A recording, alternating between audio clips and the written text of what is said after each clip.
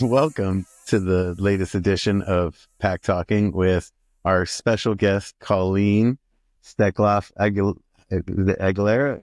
Steckloff. Colleen Steckloff. I never officially became an Aguilera. Okay. Tried. Okay. I did fill out when we got married. I did do the paperwork and it never went through. There's no hyphen? There's no It's a lot of work to change your I think name. on Facebook. It's a lot of work to change your name, and it has taken me a very long time to appreciate my last name. I love it. So, I mean, Aguilera is a cool name too. It's not, milk toast. So I will take it too, but my husband is probably the whitest Mexican you have ever met. Mm-hmm. My children are very, very white. And so here we are, we walk around the Aguilera family. I feel I am the most colorful of the four of us. I speak the most Spanish. So that'll be a goal that everyone learns Spanish and then we can live up to That's the awesome. Aguilera name. Nice. But for now, Colleen Colleen, Steckloff. this is Beautiful. our first time Mother of meeting. Aguilera. So Mother of Aguileras. I love it. Let me start us off with a quick question. I wanted to ask you, give me your origin story. The whole Colleen Steckloff starting in the dogs. No, it's not. Or give us your version. But You know about it. okay. So from what I know, you had a dog as a little girl that you wanted to help. Couldn't help, if I remember correctly, and then you decided you wanted to learn some sort of training. Okay. Well, yeah. Well, no, I'm not. There's no judgment. This is from my memory. Beagle. Yes, I was given a dog on Christmas by my father. He picked out a beagle, which is very strange. My father is a Jewish man from Brooklyn, New York. Moved to Florida with his family when I was like 6 months old. And I think from that day on has been trying to become as Southern as possible. Just, and give up his New York roots. And, he picked out a beagle. I don't know why. I think he got a deal on it. Honestly, he says because he heard they were nice. I think Snoopy's a beagle. So Snoopy is a beagle. I did not name my dog Snoopy. I named her Wendy. Probably I'm imagining Peter Pan was probably in my life at that time. Okay. She was a very typical beagle. She barked. She ran away. She was not spayed. She just, she wanted to roam and needed a pack and was probably looking for the fox or the bunny or, and my family didn't provide any of that. So I think I want to say I was 10, came home from school and she was gone. I figured she ran away like had happened many times before. And I was going to go, look around the neighborhood, but my parents gave her away. So that was, and I think I'm telling this without crying right now. We'll see. I know you like to make people cry. I just cry. You like I just to make cry. people It's pretty cry. easy. You're just tired. But it was, at that point, it wasn't how do you know you're being motivated into like a passion, a lifelong passion. You don't know that when you're 10, 11.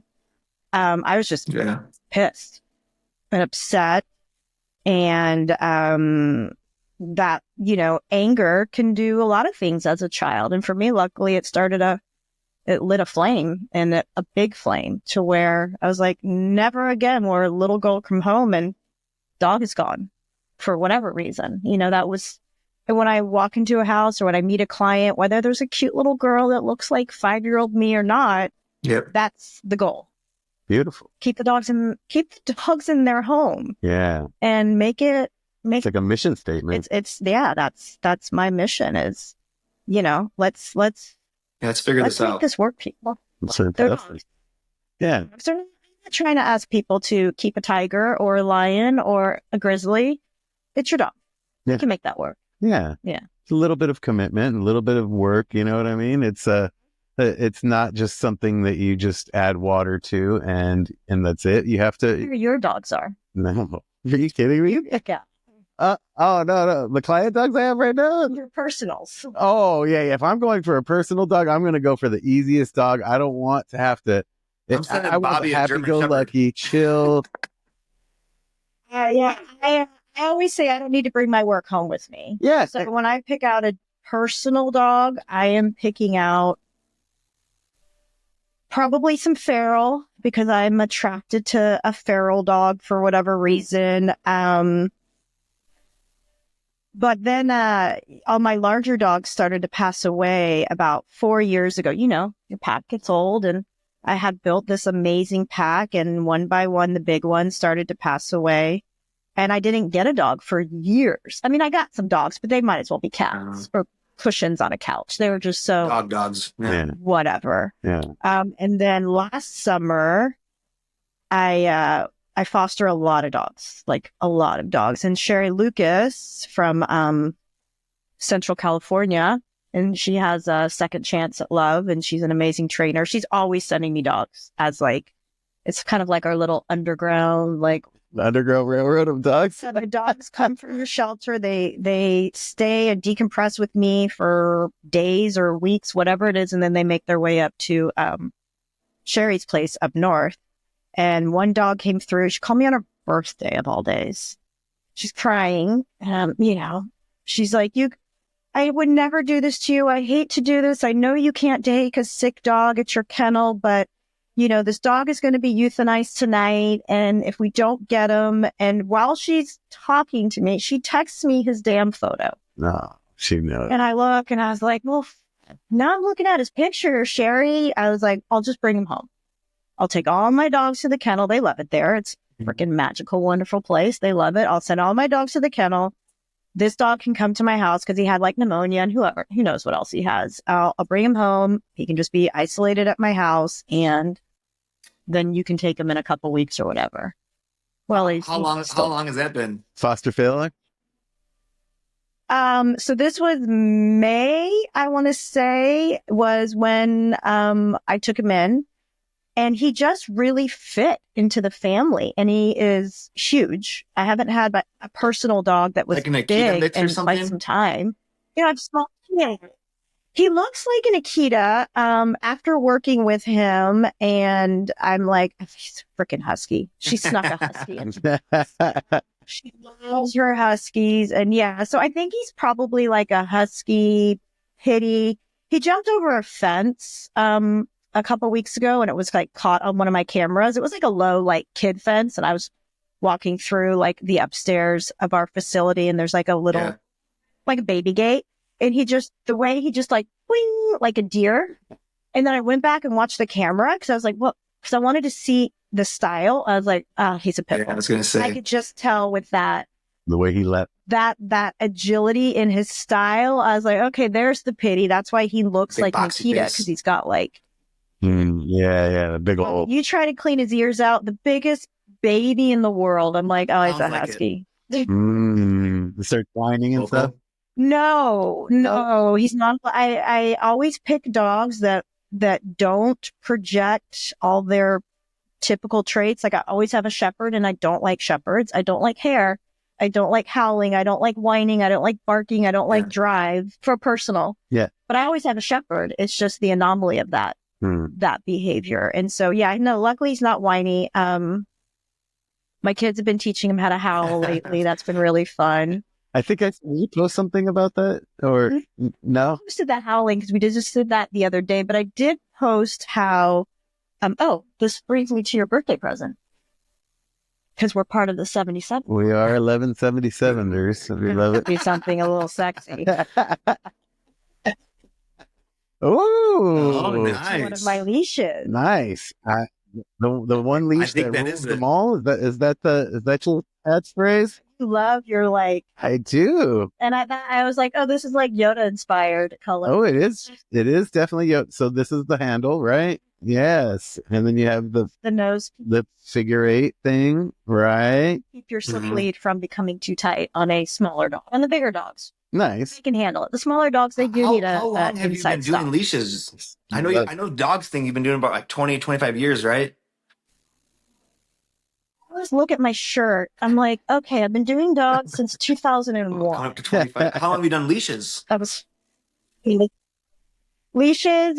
So this is a funny story. My husband Dave, who was not my husband at the time, I'd be at the house. I had this house in Venice that was kind of like the trainer stop Like every trainer you guys have probably ever interviewed, other than Carly, has stayed on my couch, has lived at my house at one period or a time.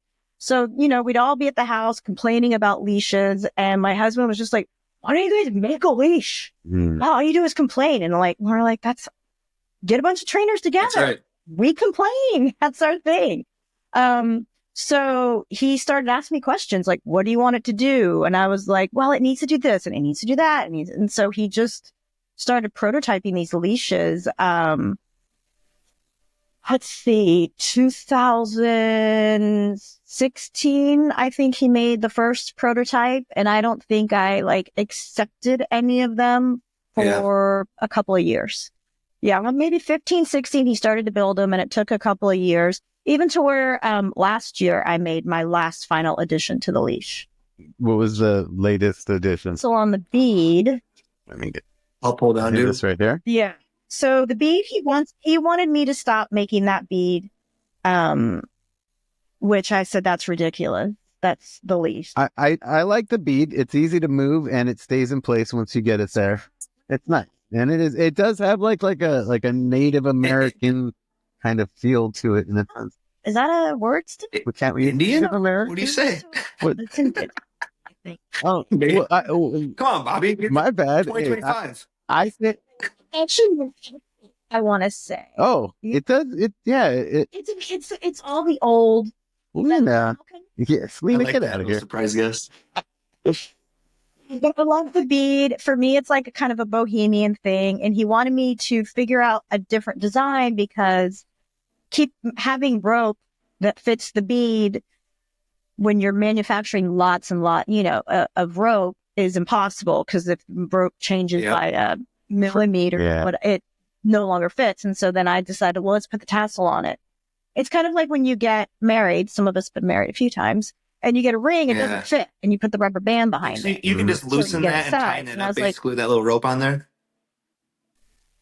If you needed to, right? So if the rope starts to swell because you use your leash a lot and you go into the ocean or whatever, and the rope starts to get, like friction, rope moves no matter what kind of rope. I don't use climbing rope because it's a little too rough. Yeah. I'm like, these are going on faces. Yeah. So isn't it? Very soft rope, which is going to change size. So the newest thing was the tassel. That's about a year ago. And you could just remove the tassel if you needed to. So it's, I'm creating longevity. I love it. Oh, it's a great business person because a better business person would say, let the leash come to its end and they buy a new one. And I was like, no, let the leash last long. I don't know if you know, but I've been making leashes since I've done dog psychology. Because once I went to Caesars and I got the Caesar leash and the slip lead, and just going to that direction of training really opened my mind up. And so we started making leashes, I guess now 8 years ago. But pass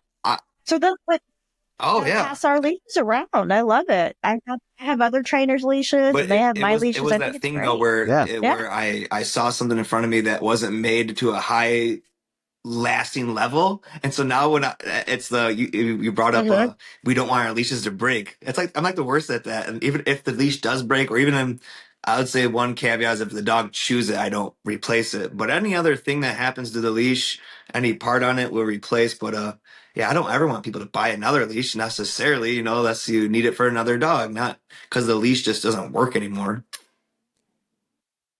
Yeah, what I love to hear is a client will come in and they're like, I need another leash. And I'm like, what happened? I'm starting to get all nervous. And they're like, oh, I gave it away. Someone needed it. My mother needed it. My teacher I was like, that's the good news. Good. Okay, good. No.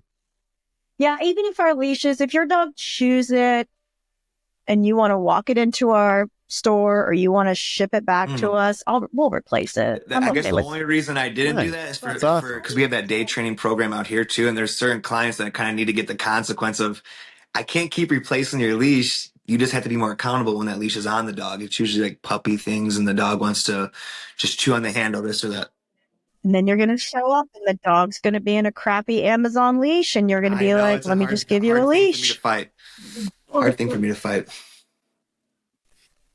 So that leash, I was walking my dog, this dog I adopted from Sherry, Dan. Is Dan the dog? Dan the dog. He actually, when I told Sherry, I said, hey, you know what? I think I'm going to adopt Dan. She said, oh, no, you have Isaac. I was like, no, Sherry, you told me the dog's name is Dan. She goes, oh, it's Isaac. I was like, not anymore. That ship is sailed. His name again. Yeah. So Dan the dog. I like Dan the dog. Handsome Dan. Handsome Dan. That's good one. I was walking him. My sister, Dapper Dan. Dapper Dan. You got to slick his hair back for Dapper Dan. My older sister is a dog walker, like a pack walker. Okay. Had you met her 10 years ago, she's the person that walks in my house and she's like, there's so many dogs here. Why are there so many? Oh, why do you have so many dogs? You know? Now she's got a business thriving. And she will be out there in LA walking 15 large dogs. And she's great at it. It's funny. I was walking with her one day and I was walking the dog I brought and then two of her dogs. And I was walking behind her going, I bet people think I'm a loser. I'm walking 3 dogs. She's walking like 15 dogs. I'm like, people are probably driving by going, oh, that poor girl behind her can only walk 3 dogs. Well, no, I taught myself. I do think she can pack walk me. Your sister didn't do anything with dogs prior. That is awesome. Mm-hmm. What a change. Good for you. She didn't. Her first dog as a pet, she was a graphic designer, worked in the music industry. Her first dog was a dog, this little fat chihuahua that was a client dog. And then they wanted to rehome him because he bit the kids. And I said, just give me the dog. You're not going to rehome a little chihuahua. Yeah. Fair. Give me him and I'll figure it out. And I called her and I was like, hey, Shannon, can you just watch this dog for the night? I don't know. I just made up a good excuse.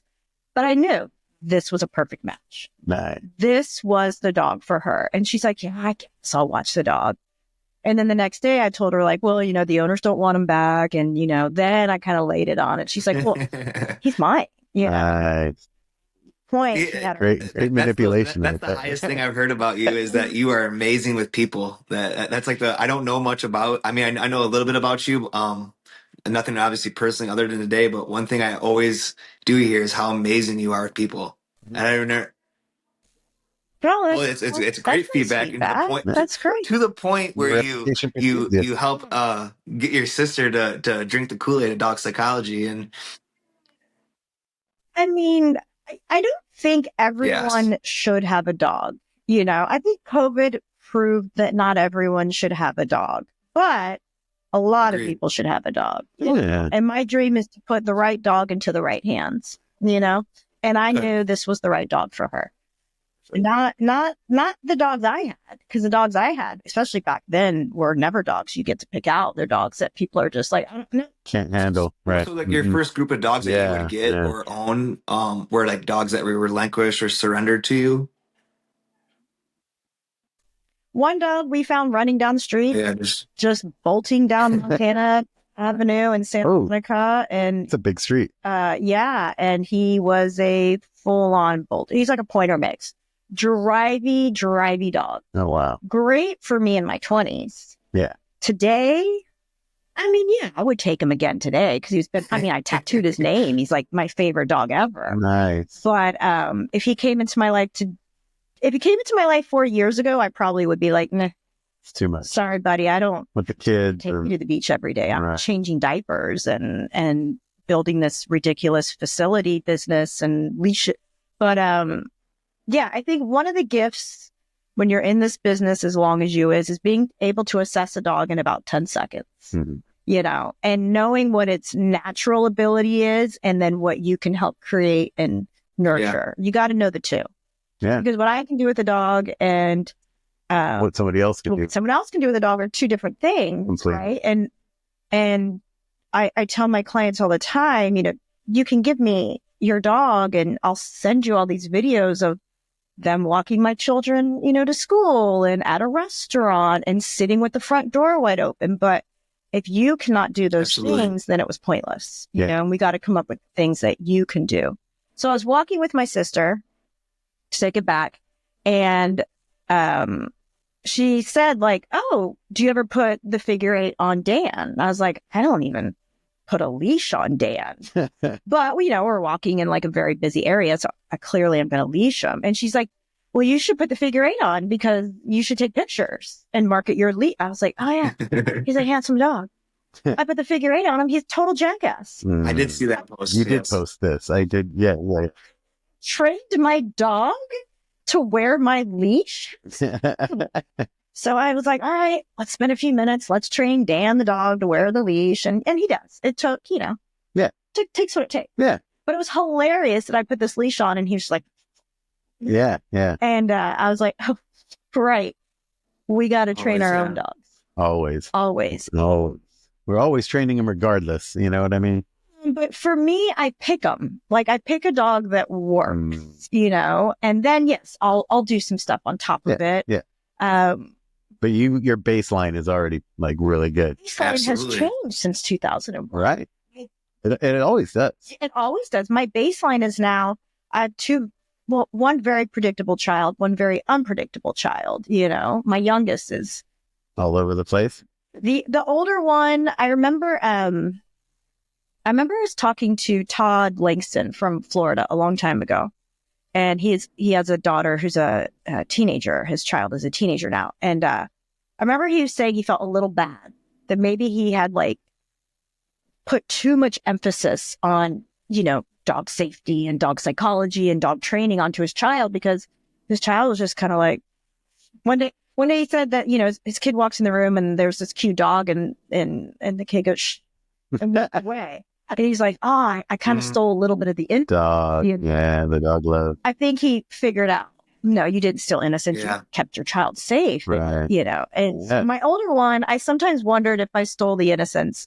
But then I got my second one who will bear hug any dog. So I was like, this is just clearly personality. Yeah. I have a very unpredictable younger child and a very predictable older child. So when you have those types of things in your household, you have to have the right type of it's amazing. We were talking in a former podcast with do you know Ian Grant? You met him? Okay, so he was a long time ago. Oh, okay. So he was saying basically that there's very few trainers that actually have they're married with kids and have a facility. And first I'm thinking to myself, I'm like, well, Colleen definitely has one.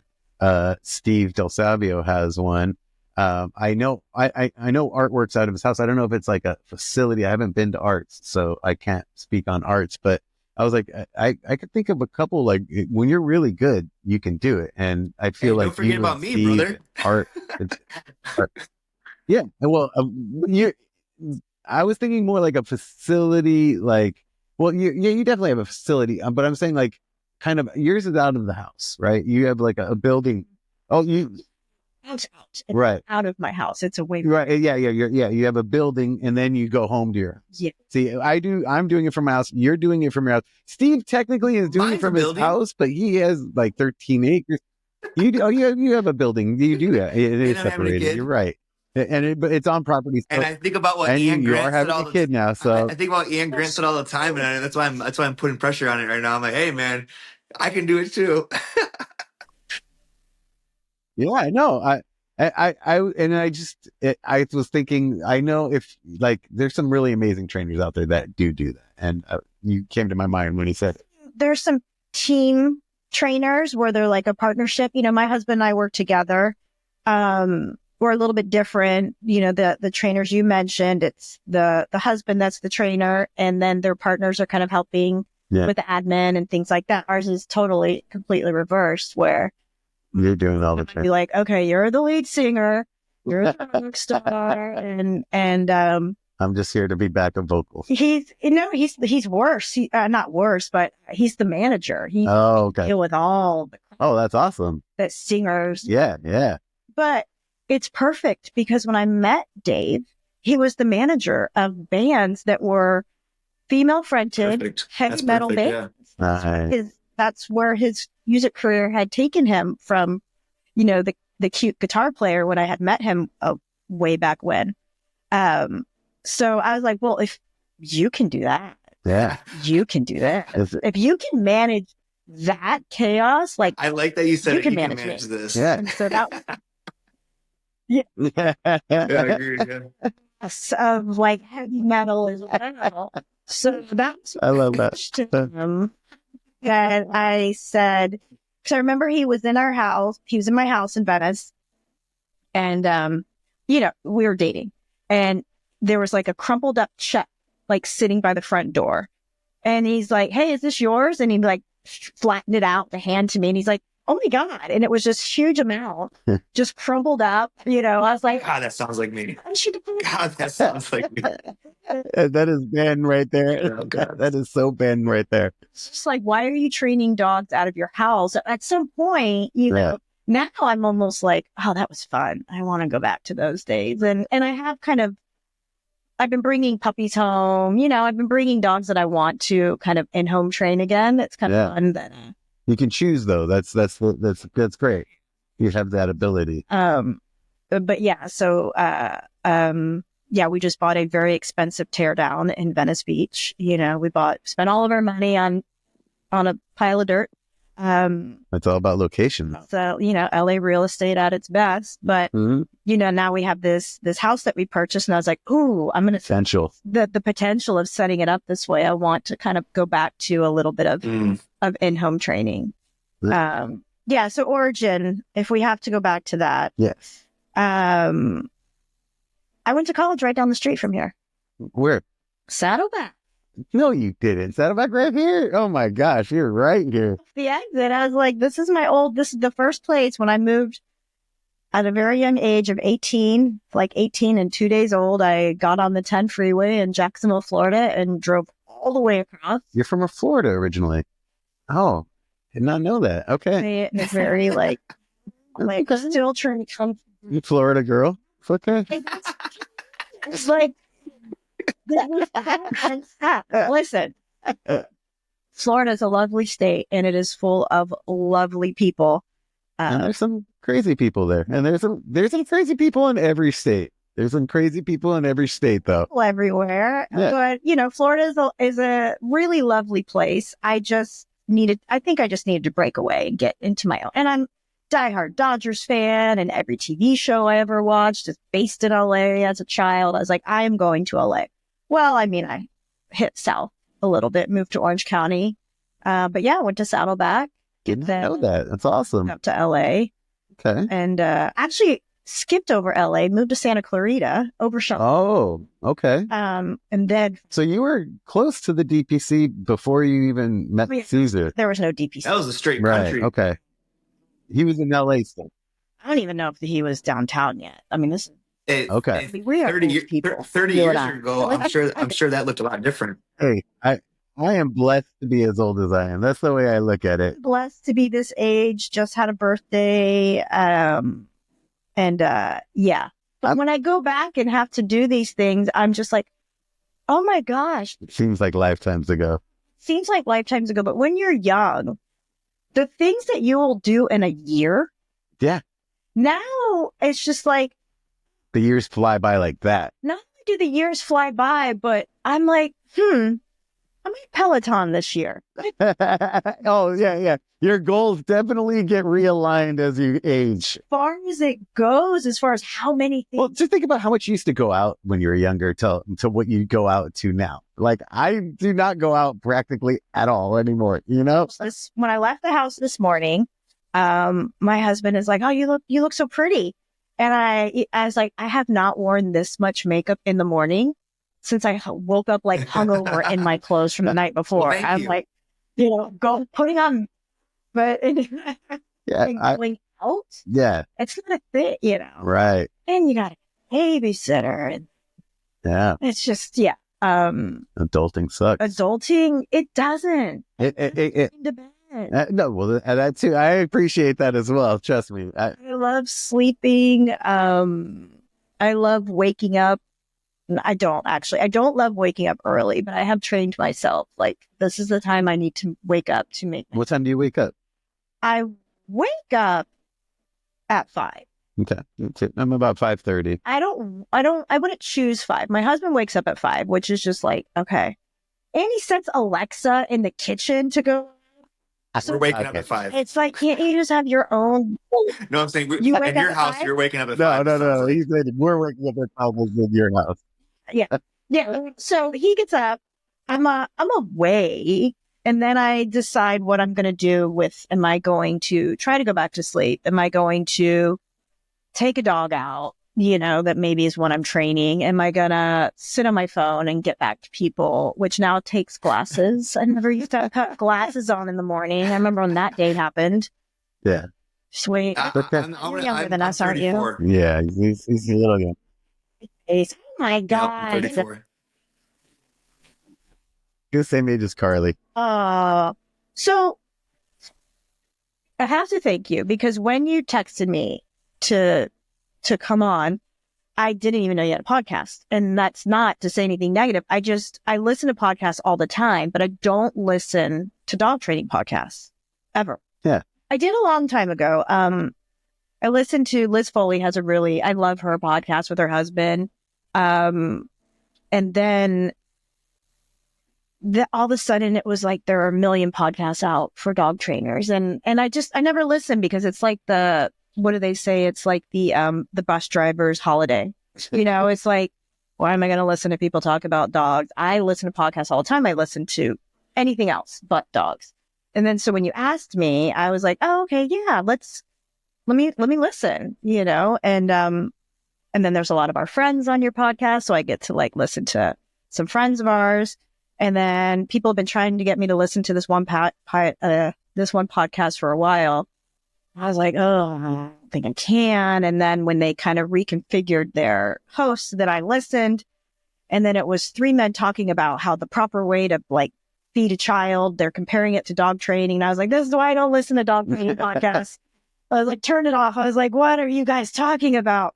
But then I got back into yours, and I met Harley through your podcast. Oh, it's like, what it's pretty amazing, huh? What a story. What a, when I was listening, I share a lot with her, but all of my stuff was I was a wannabe horse person. I never really was a horse. She was legit. Legitimate. Legit. I'm a wannabe protection trainer. I still want to build my business and go into protection training just for fun. Yeah. And also, if the end of the world comes, you'll be ready. You get the zombie apocalypse. Is to be able to train the dogs around you to just be your constant protectors. Love that. I don't think my feral dogs are going to do so well at that. Yeah, you need those forward movers. No. Yeah. I actually told my younger son, that we're training Dan to be a protection dog because I need those two to bond in a way where this dog will do what he would do for me, for him. I was like, I need this dog to take a bullet for my son. It's relationship and not correct my son. Yeah. Dog will need to do, So I was like, all right, Owen, my youngest son is Owen. I was like, I showed him some videos of kids training protection dogs because the stuff I do is not too exciting for the kids. They're like, whatever, mom goes and trains dogs. And, keeping them neutral is way different than hyping them up and having them lunge at you like firm as. So, and I even said the same thing to my husband this morning. I was like, you need to start walking Dan if you want him to give you any ounce of attention or respect and connection. Yeah. He just wants to walk over to the coffee table and sit down and eat and not have, the dog. Yeah. And I was like, I didn't train him not to do that. Right. Because he just would never do that if I'm in the room. But my family needs to train the dog because they aren't going to have that same.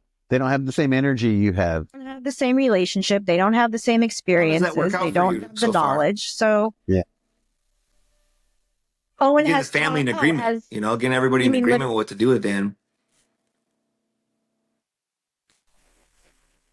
99% of all of it falls on me with the dogs, right? Which is fine. I understand that. I am the dog person of the house. And I'll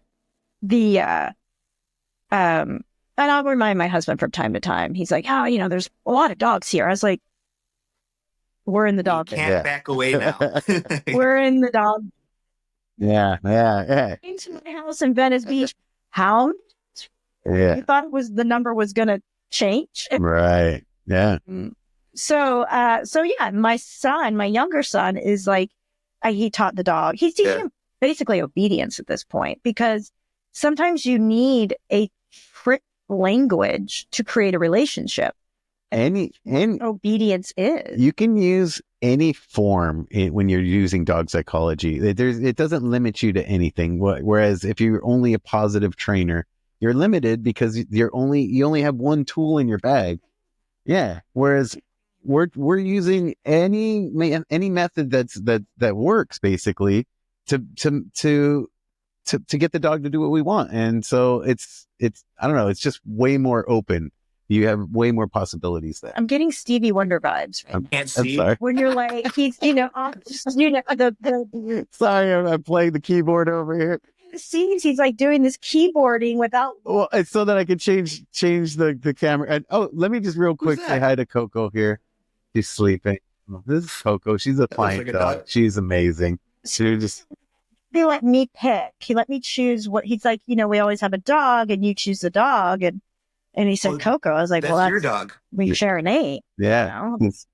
No. Oh, one of my nicknames, like Melina still. Or wait, you said Coco? There's still a few people that call me Coco, but it wasn't a nickname I tried to give myself. You can't give yourself a nickname. It doesn't work. Someone has to like moniker it on you. I know. Well, growing up, it's plain Stinkle. Nickname there. Too late, I guess. But I forget who called me Coco, and I was like, Co name. Like my best friend, he had called me Co in high school, but then someone called me Coco, and I was like, oh, I like that. Got its flavor. I'm just trying to add flavor. Yeah, so when you said the dog's name is Coco, I was like, well, obviously Coco. Oh, gosh. Yeah. Real quick, let's get back to the origin. How did you end up meeting Lynn? And how did you give me the whole Lynn story? Because you're the first. I'm giving you a list of things we should. Oh, no. Listen, you will never catch me saying anything negative about another dog trainer. Right. You won't. Even when there are videos of dog trainers online that are being aggressive with their dogs, you still won't catch me saying anything negative about a dog trainer, because this industry is already so negative enough, and we judge ourselves so harshly and so critically. And I did say that comment about the 3 guys talking about, breastfeeding, but I think that you didn't comment, you didn't write it down. And, they know. You know what I mean? Still love them all, but come on, let's stay in our lanes.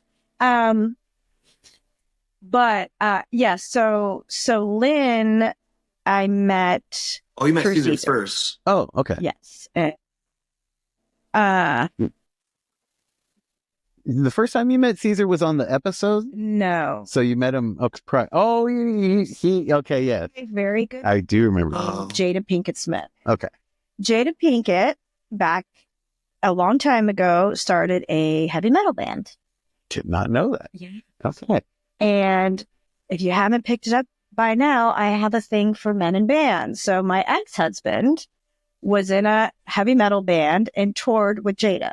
Okay. And so I said to him, you have got to talk to her, and you have got to tell her about me. The show is out. I think season 1. Okay. The show had just come out. I was like, you got to talk to her. Just get me an in. I'll clean poop. I'll do anything. Right. And he did. He talked to Jada, and Jada, I believe, mentioned something to Caesar. And Caesar then wasn't training people at all. And so then Caesar told her told me to contact Lynn, or told Lynn to contact me, or something like that. Okay. And so that's how I met Lynn, because I had not known or seen, which is funny because we were always in a similar area. Yeah. But I had never seen him. I don't think he'd ever met me before. So did he have his school already going on when you met him? Because you were a student of his, right? At the school? I was his second student. Heather Beck and I. Okay. We were the OG students. We were okay. OGs. I did not know that you were the first two. Okay. Well, there was one right before us. There was Brian Agnew. Oh. Yes. Okay. I've heard the name. I've never met him, but I've heard the name. I've never met Heather Beck either. I've never met Heather Beck either. She wasn't part of the TCW thing. There's a world bigger than TCW. I know, but this was my in, you know what I mean? And you were like the goddess of TCW when I went. It was amazing. In Utah. I've heard. That is worth visiting. Okay. Yeah. She is the ultimate hostess. Like, she took me snowboarding. She and I mean, we're friends, so obviously we went snowboarding. It's before my old lady legs and knees started hurting too much, and I switched over to skiing. But Heather Beck is the constant mentor to people. And what I love about Heather is she gives it to you straight. I'm always trying to make people still kind of feel good about what I'm saying. But also, some people just have a delivery that works. Yeah. I think sometimes when I give it to people too straight, I'm going to come off, as Caesar has called me in the past, a little bitchy. And I'm like, I'm not trying to be bitchy. Very accurate. Yeah, straight. Truthful. It's a little sharp for people sometimes. Truthfulness needs to be delivered in a different way. Right. Heather Beck gets to say it. She does. She has an ability to. It's not bitchy. Yeah, it's not pretentious. Not. Yeah. I think we all have our days where I'm sure we've all said something that didn't come across. Of course. But on average, we're saying. Flawed. But she can give it to you straight, and I love that ability. And you're able to accept it because the way she delivers it is not threatening or bitchy or that. I'm just saying. I mean, the client, the person in front, the student. Nick and I were students in the, I think she called it the vomit comment, which was a white pass van without any windows that we sat in the back of. And, being young women, the one thing you are fearful of is white vans with no windows. Never crawled out of my car, to get out of the back before I open my door toward a white van. Yeah, they teach you those things are the ones. I'm from Florida, the kidnapping capital, and weird things happen in vans of the world. Yeah. So, but yeah, we did that together. That's when I met Heather. I am extremely grateful that I got to meet Heather and that experience. I think Carly said it best: when you have mentors, whether they're good or bad, and I've had a lot, and you learn. Yeah. Whether you learn regardless. And so I definitely, that experience, I learned a lot. Some of the things I still do to this day, and some of the things I realize is not for me or even for my clients. Okay. There's a physicality that some trainers use, and I wouldn't know about today. I'm talking about trainers that I had worked with in the past. I don't know what they do now, but there's a physicality that I would never feel comfortable teaching a client how to do. Yeah. I am tiny but mighty. I'm strong. I'm also stubborn. I will not let go of a leash, Yeah. It's not going to. Your follow through. My follow through is strong there. And that's what makes the best trainers, by the way. It makes it so that we can work in a lot of different situations. Mm-hmm. But is it something I'm going to teach someone to do? Am I are you expected to dive over your couch and tackle? Probably not. And I'm not saying that these are what different trainers practice, but it is, there is a level of physicality that I don't think is always necessary. My whole thing is I want to work with the dog as gentle as possible, but as firm as necessary. That's the point. That's the high wire rock right there is. Yeah. Mm-hmm. Yeah. The horses. Right. Exactly. Mm-hmm. That is his. And I agree. I want to, there is a level that dogs are animals. They are physical. They connect with each other physically from the day they're born. They're being picked up and carried. And, so there's a physical level that is just innate to the species. But I have also seen people in wheelchairs train dogs. Yeah. I have also seen people, I can't remember his name because I can't remember anything anymore. That's when you have kids. I blame it on that. I don't know what it is. He's well into his 80s and he's training dogs. You know, there is, I feel like the more you know after a while, the less you get to do. Like, I definitely will say that the, you know, how many years are we on here of working with dogs? The more you have done, the less you do. That's kind of like with you and Dan now. Yeah. Because that's kind of like with you and Dan now, is that you don't have to train him, because you don't really have to train him, because he knows how to live with you, right? He knows how to live with me. Part of that is I picked, right? I know how to assess and pick a dog that's going to work for my lifestyle and my family now. But, you know, the other thing to remember is these are animals, and they do decide to change from day to day, from moment to moment. They're instinctual, and they're trying to be instinctual, and we as humans are trying to, you know, ruin that. Yeah. The most amazing thing about a dog is their nose, and we as society want to yell and scream at them and touch, you know, so it's bringing it back. And, but no, I don't, you know, my sister is a great pack walker. I can't remember the last time I walked a huge pack of dogs. What's the most you've ever walked at a time, would you say? Oh gosh. I think 20. I walked 20 dogs. I'm sure it was for a photo shoot or something, and it was not enjoyable. Yeah. I'll be the first to admit, for me, when the packs get too big, it's not enjoyable. First of all, you're just waiting around for a lot of poop and pee to happen. Oh God. That's the worst when they always seem to, one poops, and then as you're picking that one up, another one starts to poop. Instead of everyone just poops at the same moment. It's one poops, you pick it up, you got the bag, and then you're like, do we tie off the bag? No. That's it. Not in it, another one.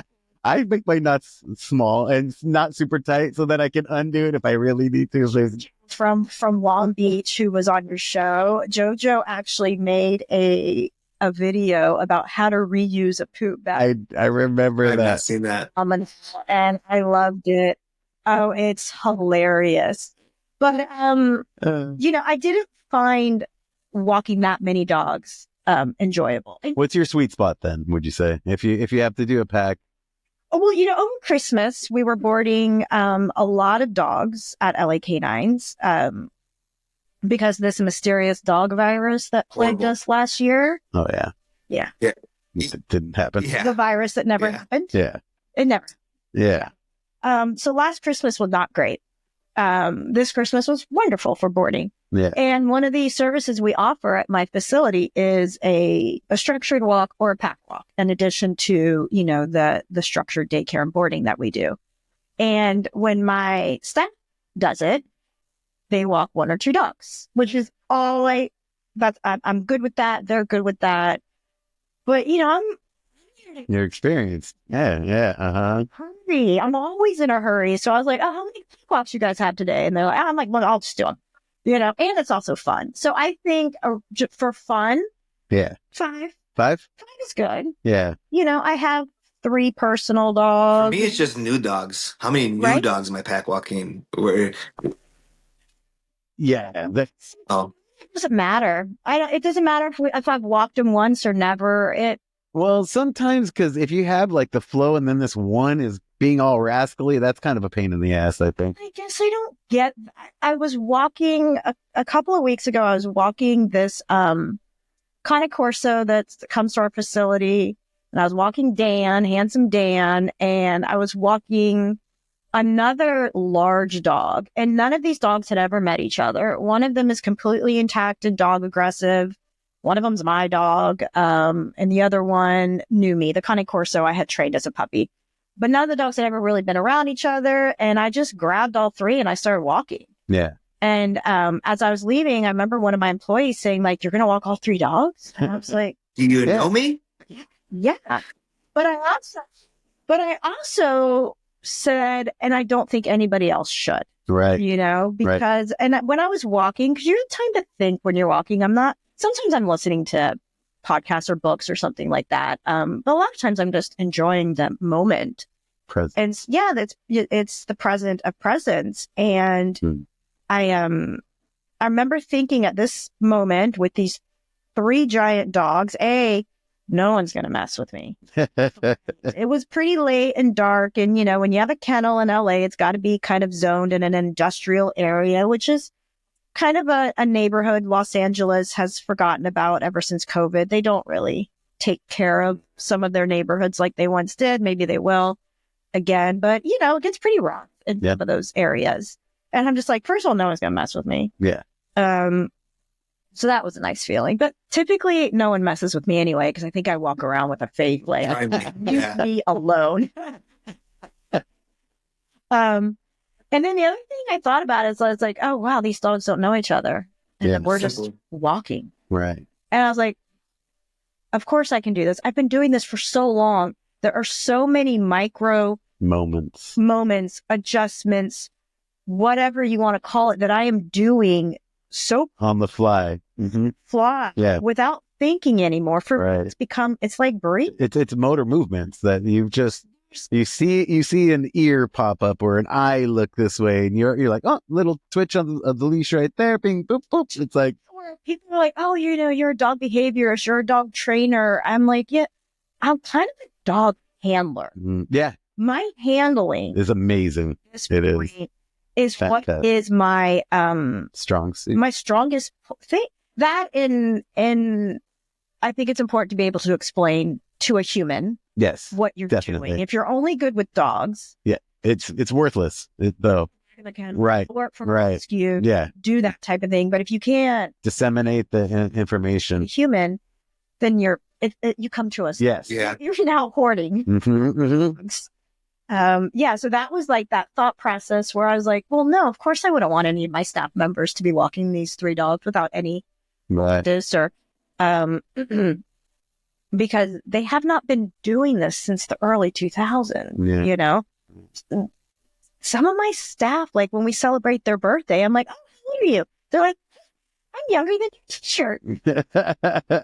It's like, that's awesome. But also, the life of this t-shirt has taught me so much that I then hopefully get to pass on. But there's nothing that you can learn in a workshop, in a training seminar, in a mentorship that time and experience won't. That's hands-on dogs. Literally, is it's the footwork of an athlete, basically. You know what I mean? It's the so fundamental. Fast forward, you can't. I mean, some people are like, oh, AI will take over. I was like, well, it can't really take over our job. Yep. But in a way, there already is a version of it, right? You can download. Can you imagine a robot that could walk dogs and perfectly be able to do what you and I and Ben and Dorian can do? Actually see the dog, have a moment, and help adjust it and get it back into it. I think it would take a couple of things. Someone's got to teach the dog how to be around a robot. We're doing something that's so nuanced where these dogs are raised from robots, and the dogs that don't accept the robots are washed out. Whenever you have these very kind of but I mean, like a robot that could take a dog that's never just a robot version of you comes in, just handles the dog, just knows exactly how to handle the dog the way you handle the dog. The ability of just the micro, I mean, I think eventually, sure. Yeah. Anything's possible. That would be, I don't know. I just think, but it's probably a lot cheaper than. Well, it's not going to happen not in our lifetime, because the people that have the knowledge that could even program that dog, like someone like you or me or Ben or Dorian or Caesar, or you know what I mean? Yeah, exactly. Head is in the weeds. Yes. The dog world. So this is funny because I wanted to see, because AI is a thing, right? So on my phone, I said, ChatGPT and I are great friends. And I said, hey, I'm getting a 9-week-old puppy next week. Give me a training schedule. And so it gave me one. And then I was like, wait a minute. Oh man, I put my training puppy schedule through JetSheet. So it already had some of my stuff. Right. Because it learns. Right. But I read it. Nowhere did it give, like, it just said time for rest. Right. What does that mean to a dog owner? Time for rest. Yeah. I rest, the dog rests. Where does the dog rest? Yeah. Rest. Oh, on a bed, on the couch, on my pillow. And in a crate. Yeah. Yeah. Say the word crate, you know? So I was like, okay, good. Even though you can go to these things and download so much information. I mean, Caesar had a TV show that, well, there it was, start to finish. Nobody can watch that TV show and then go home and train their dog. You're right. It gave a spark, right? It gave it inspired me. I was a clicker trainer when that show came out, you know, so it gave me this spark of like, yeah, I don't want to clicker train. But it was, you saw that it was possible, and then you could eventually learn it. You know what I mean? It's possible. It still took many. You, of course. Yes. So access to Caesar. Mm-hmm. Yeah. Access in a way that other people don't have access. I mean, it was amazing. Countries of just Caesar and I. It was the TCW stuff. And even then, there's things to learn. All right. That one person. Well, he's still learning. He just had a dog that he was like Brunello or whatever, that he was like, it brought him back to like, I need to do new stuff with this dog. Like, still learning. Then we start dying. I think. Giving up. That's it. Like once we think that we know everything, we're set on something, and like we're not open to anything new. That's when I feel like we start dying. Which is why I want to do some protection training. There you go. It would be cool. Yeah. So different than what I do. And I do get a lot of, you know, I live in a very, you know, clutch your pearls kind of a town. And everyone wanted a German Shepherd when, you know, home invasions in Los Angeles and all over. I mean, It's just a thing. It's just a thing. Everyone wanted a German Shepherd. And I was like, oh my God, you guys can't own a German Shepherd. You're not German Shepherd people. So I was like, oh, this would be kind of fun to like because I have retired police dogs. I have retired personal protection dogs, but I don't work with either. Yeah. I help retire them. Okay. That is dog psychology. Yeah. That makes all the sense in the world. That must be hard. When police dogs are basically their entire life, they're taught to be super hyped up. You're ready. Yeah. Have you had to retire any of your own personal dogs from being like your sidekick training dog? Well, Reg, but she was kind of already perfect in a sense. Like the dog would like react to her, and she would just like kind of stand her ground. She worked till she died. You know what I mean? She really kind of did. Well, in the last like year or two, I could tell she didn't want to be there anymore. In a sense, she was like, even on some of the pack walks, I felt bad because I wanted to take her on every single one, but I could tell she was just not wanting to do them anymore in a sense. So you let them have their rest more, but yeah, she was amazing. I God bless. Think about like star athletes retiring, right? When we all watch, you know, football players retire, it's sad to watch. Yeah. What do you do with that? This has been your life since you were a child, but I think when we retire these like highly trained dogs, we're just putting them in their natural place, instinctual place. So it's actually not hard. Okay. Because it. Right. It's the return to innocence in a fish. Yeah. Return to dog, because everything that they were doing was training. Yes. Human based. Even police dogs, they don't bite that way. Right. We teach them how to bite. Mm-hmm. We're not using this is how a dog would attack a human, and let's just build upon that. We're teaching them how to bite. How to tackle a person while running. And this is the part that gets me, and maybe I'll have a bigger conversation with like Carly one day about it. But which brings me to my very first thought: why isn't she in this chair more often? Great question. I don't know. Yeah. The feminine touch in this. I feel like we've been trying to get a lot of females on the podcast. We've brought up that percentage. I think you might be outnumbering guys. Cry a lot. Or at least Going toe to toe. At the end of the day, this is a female-driven industry. 100%. Yeah. Always in the leadership positions, but definitely in the client position is very female-driven. What do you think? I've seen a huge number change over time. Also, is like who comes and asks for help, but it's nice. I do have one question for you too. Is how much of I'm a father to be, and how I have a speculation, but how much do you use dog psychology just on yourself with your kids? And not teaching the kid nose, eyes, ears, but just like the leadership and how. You mean as far as being as far a father, as you using or dog as psychology just with your kids, or just in your life more specifically? But I guess the kids, do you use it with them? The behavior stuff. I mean, you my kids in crates, and no, I'm kidding. Yeah, I do, right? Yeah, baby gate. It's so when I was pregnant with our first, I found it very funny that all my clients, a lot of them are parents, were just like, "Oh God, the kids are so easy. This dog is hard." And I was like, "Huh? Well, if you guys think the dog is hard, I'm going to be great, chill, parent." There's a lot of humbling that happens when you have children and you think you know things, and you think you know how things should be done, and you judge how other people are. You get very humbled. But as a parent, I use dog psychology, which I think you're not a fan of. The whole idea of it, or the wording. No, I agree. It's very blanketed, just but or wellness, or those aspects of dog psychology. I'm sure you have to use on your kids.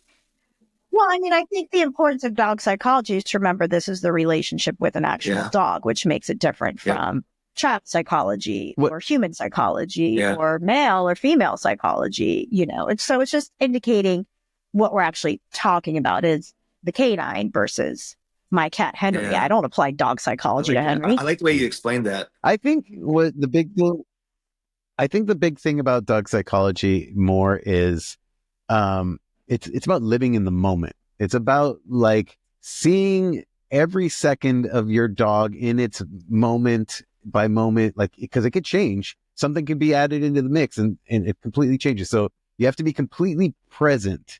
And that is where I feel that the dog psychology thing puts us, is in the moment, which that is the big gift. And I think that is what can be transferred to all the other psychology. Understanding. You have to be in the moment with a child. And that's what I'm saying, though. When I'm dealing with either of my sons, I have to be very in the moment. Yeah. But I also have to be in their moment.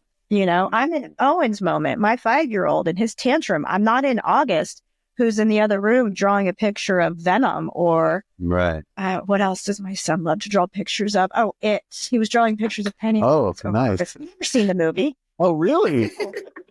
The first book I read was It, and I read it in the bathroom, and I used to say it scared the shit out of me, literally and metaphorically. So being in the moment is applied to a lot of psychologies. We're not talking about the relationship of fish. We're talking about the relationship of dog. But we're also not talking about the relationship of dogs that we might go study, wild dogs in Africa, right? It's very domesticated. This is, I think what dog psychology has turned into is the study of the human relationship with a dog. Like, it is that relationship. Because if we're just studying dogs, it's very clinical in its naming and explaining. And dogs do this, and dogs do that, and dogs do that. But at what context? Are we talking about sled dogs that are extremely fulfilled and driven, and also bred for a particular physical and mental aspect? Or were we, because take Sunday, my Chihuahua that we found tied up to a tree in Long Beach. When I take her to Big Bear, she wants nothing to do with snow. Nothing to do with snow. She needs dog psychology that is going to get Sunday to appreciate the snow. Yeah. It's not in it. It's true. Yeah. Not into it. She's kind of like my mother. And I'm like, Mom, want to go to Big Bear? Oh, it's kind of cold. But my Chihuahua, who's a little fatter and hardier, will dig tunnels through the snow. Yeah. Very similar in breed. They're both females. They're both similar in age. Just different personalities. So dog psychology is moved on from naming and explaining what is dog, and also like, how can we help this particular individual live in a human world that is trying to kind of go against instinct all day long. You know? Yeah. So that's a big part to remember. And, you know, when I was a younger dog trainer, I would sit in people's homes and wag my finger a little bit, like, well, you got to do this. And yeah, sometimes you just got to wake up earlier. And sometimes you got to walk your dog every day. And it was just very, you know, a little bit judgy. And I think life experiences will teach you how to walk into that situation, and you look around and you say, okay, this is how this is going to work. Right. And it's not always going to work the way it might work for someone else. And it definitely, you know, people are like, well, my last dog, I'm like, yeah, that was 20 years ago. And it was a different dog with a different life, a different. It was like you were living in a different person. Yeah. Every day. Yeah. 20. Yeah. Different person. So there's so many things. It's really about, I think when you say in the moment, it's the moment of what is life like right now? Mm-hmm. You know, we just bought a house, and the house we were renting before was amazing for dogs, other than the landlord didn't want them all.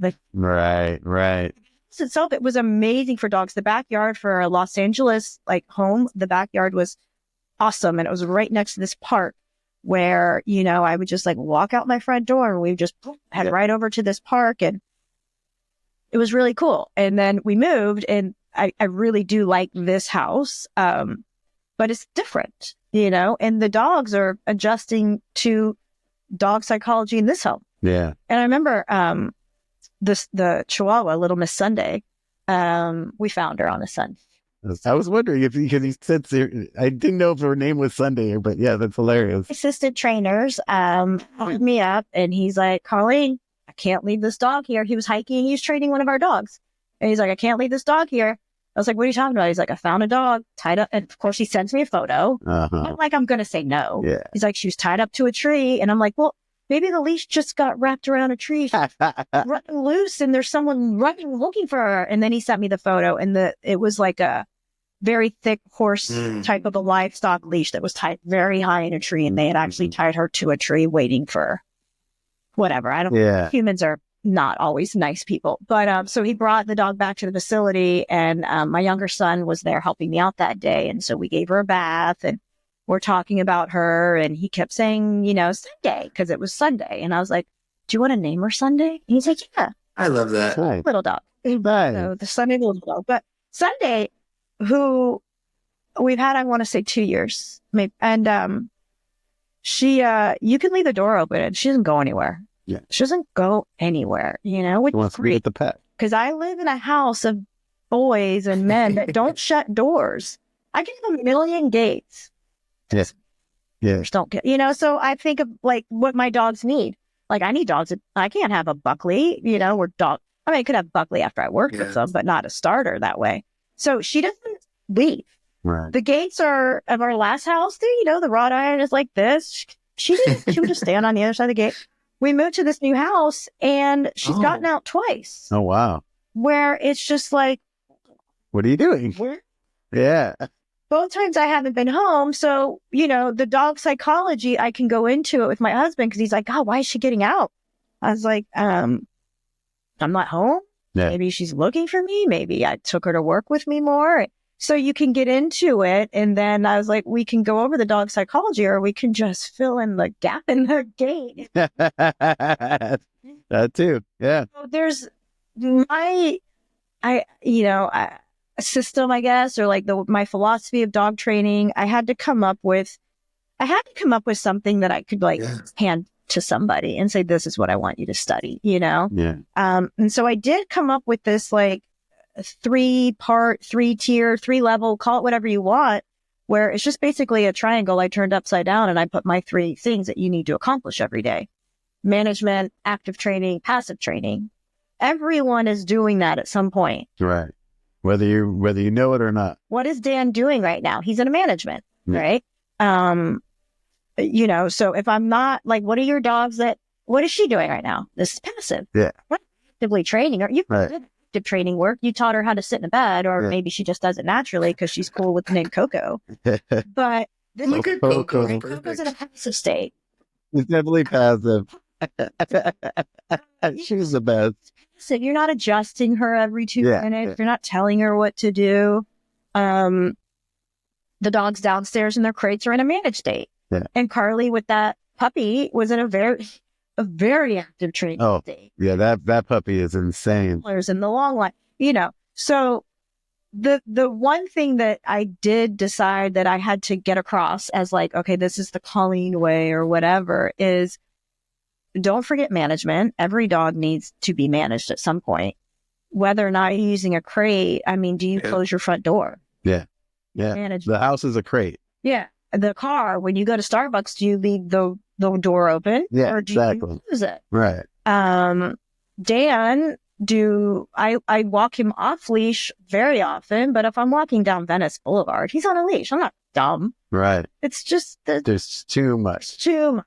Right. And I want to enjoy myself. But yeah, so dog psychology is just really the study of how the mind works in a dog. But if we take it one step further, because we're all involved, it's the study how mind works of a dog when we're interacting with interacting with humans. Yeah. Or, you know, human. I like the way you explain that. You know, the cats and the chicken.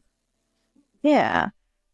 Yeah. But I don't think it has to be there. I don't think technique is involved in dog psychology, right? It shouldn't be. I think. I think technique.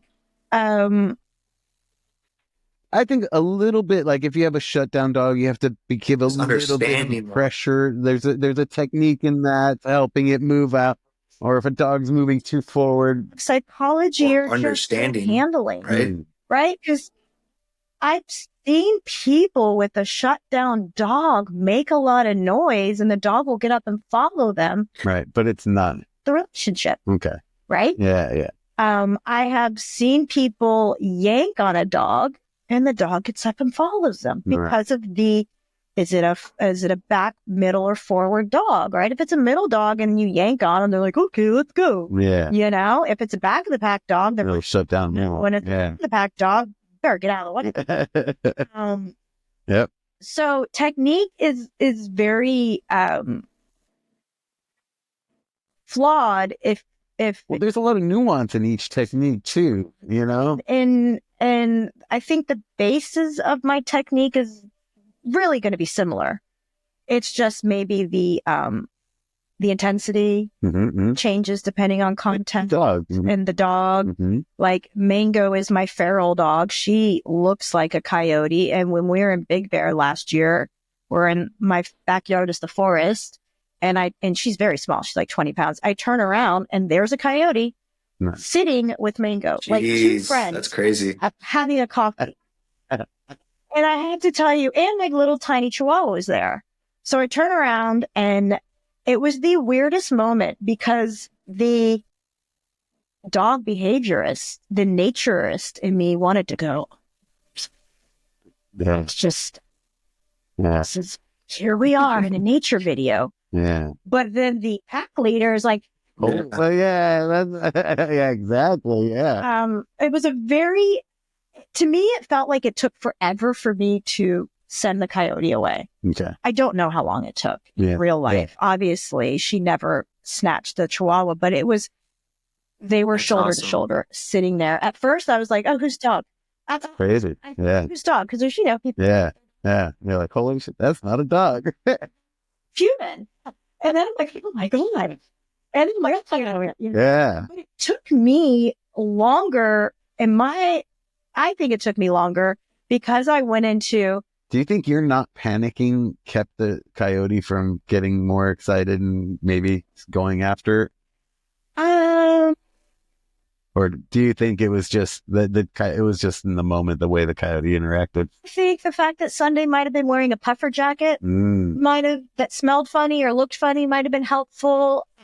I don't know if Mango's very feral energy kind of tricked the coyote. Yeah. I don't know. Yeah. I'm not going to pretend to come on here and be this coyote expert. No, just your opinion in the situation. In my opinion, it took 5 minutes for me to say it didn't. It came out rather quickly. But in my opinion, it took longer than I would have expected for me to respond because I couldn't help from going into the National Geographic bird fascination and I assess all day long. Right. I love assessing. People are like, aren't you going to do something about the dog? I'm like, I got to assess your dog and decide what needs to be done. Yeah, I'm not going to do something if I don't know what needs to be. My assessments are quick, but it's an assessment nonetheless. Right. And you will adjust if you're wrong, because sometimes we're wrong in our assessments, And sometimes I'm saying it in my brain, but it's not coming out. And I was like, damn you, ADD. Thing in the brain, but not always coming out, which has been a gift because I can break up a dog fight really for ADD. But as you get older, you just learn to just not let the dog. I still get a little I can't stop myself from saying anything vocally. I because I don't want to intensify. That's the only reason why I don't want to be yelling into it. Use voice. It's because our timing is slow. Yeah. Use voice. But yeah, this coyote moment, it was an interesting one where I was like, oh, let's just watch this coyote. It's beautiful. And I was like, get away from my dogs. Right. So the type of dog training or dog psychology, or I call it balanced relationship, that I have with Mango, the very feral dog, is very different than as it should be. Right. And as it should be. Yeah. They have different needs.